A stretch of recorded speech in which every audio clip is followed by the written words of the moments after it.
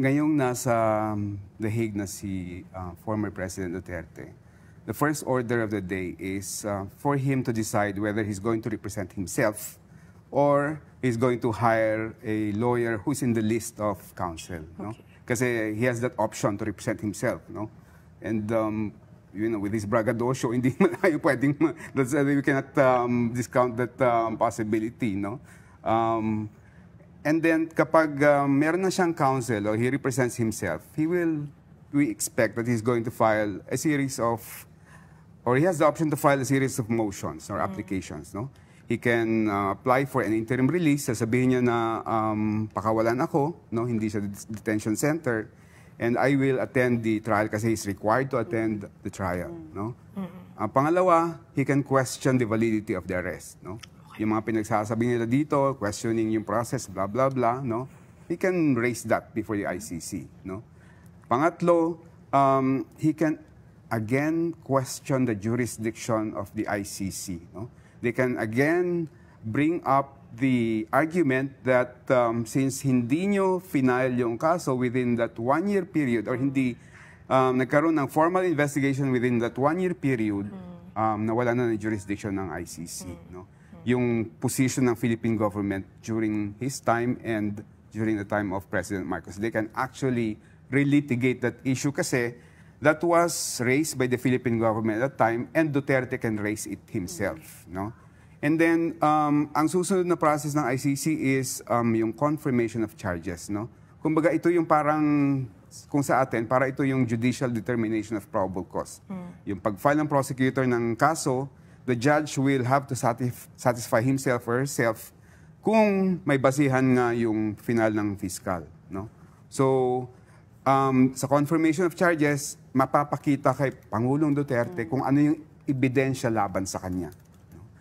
So makikita niya kung sino yung mga testigo, ano yung mga klaseng mga ebidensya. No?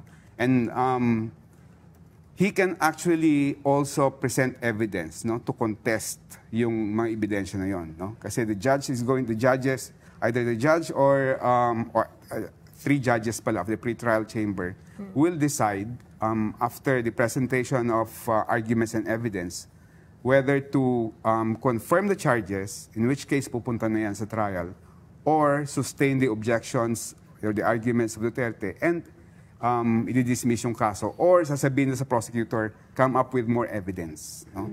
So pagkatapos nun, the ICC presidency is going to constitute a trial chamber. Okay. Yung trial chamber na yung sasalo nung gagawin ng pre-trial chamber.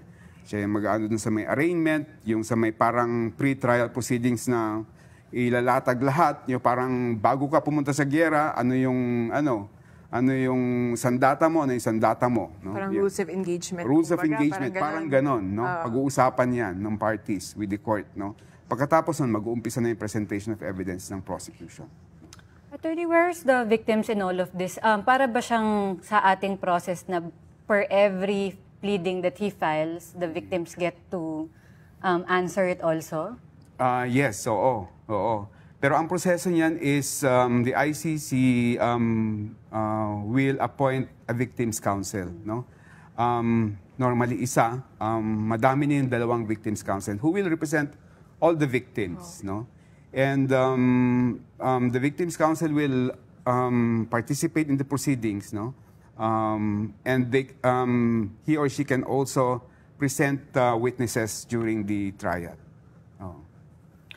Yung di ba sabi nga, pwede na siyang mag-file for an application for an interim release, yes, and if he promises to yes, attend the trial. Yes. I understand may mga conditions, elements din natitignan yung mga judges kung, dapat ba kitang pakawalan? Ano ba yung mga i-consider nila kung papakawalan o hindi ba nila si Duterte? Oo. May 3 considerations dyan. Yung risk na he will fly away, no? Magtago siya and hindi siya magiging available during the trial. No? Ang pangalawa is yung risk na he will intimidate the witnesses. And third, that he will tamper with the evidence and throw a monkey wrench on the trial and the evidence and the witnesses, no, of the prosecution and the victims. So yun yung mga ano. And actually, even if there's going to be an initial ruling denying the application for interim release, under the Rome Statute, mandated yung ICC to review yung ruling niya. Kasi po pwedeng 1 year after, meron Wala na ng- yung risk, ganun. Wala na yung risk. Circumstances So, may yeah, change. may circumstances may change. So, pwede siyang pakawalan from the detention center. Yeah.